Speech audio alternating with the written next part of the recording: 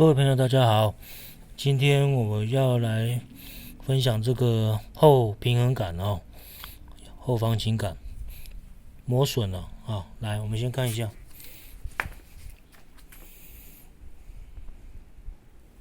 好，你看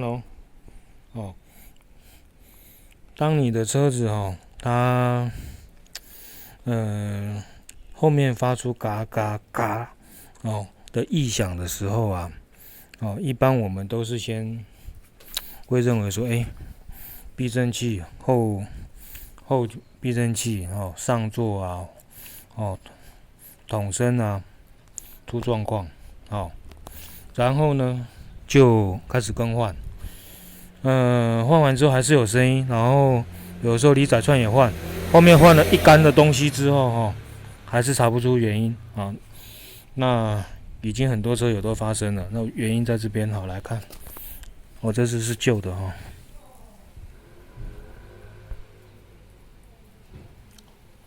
它这个防倾杆橡皮的地方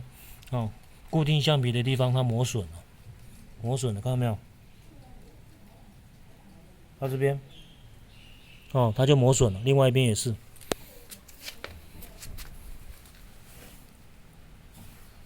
本来正常是这样然后呢，到固定橡皮的时候，固定橡皮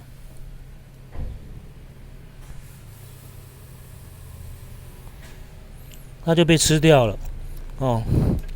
经年累月用了20几年了被吃掉了，所以一般都会不敢相信橡皮怎么可能会把金属的东西吃掉但是真的就发生了磨损，有没有？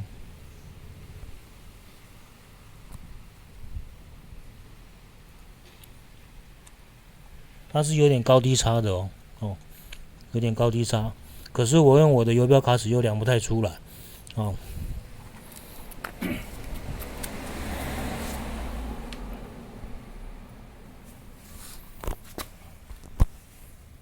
我用的油标卡尺量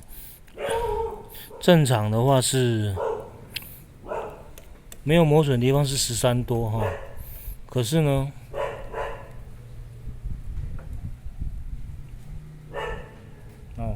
这边13多，这个有磨损的地方量起来，你看刚好13，所以如果你用数位式的油标卡尺，比较可以量得出来它的差异了那但是我先说，最后能够查到这个地方的车友大部分都已经换一轮了那所以你偶后如果你说发现后悬吊后悬吊有这个嘎嘎嘎的声音那你建议了你就把这个防倾平衡杆它这个固定橡皮拆下来，你看一下，它这边如果都有磨损的话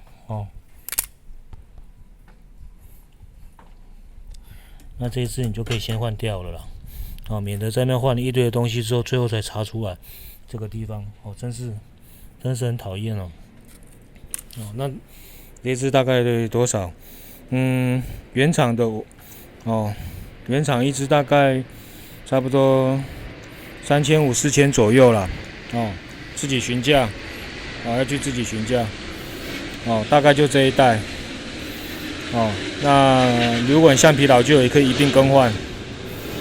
你可以先从这个地方着手，如果是这种状况的这种问题的话，先从这边着手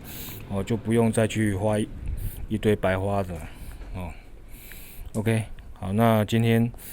这个讯息就分享给大家谢谢大家的收看，好，感谢大家。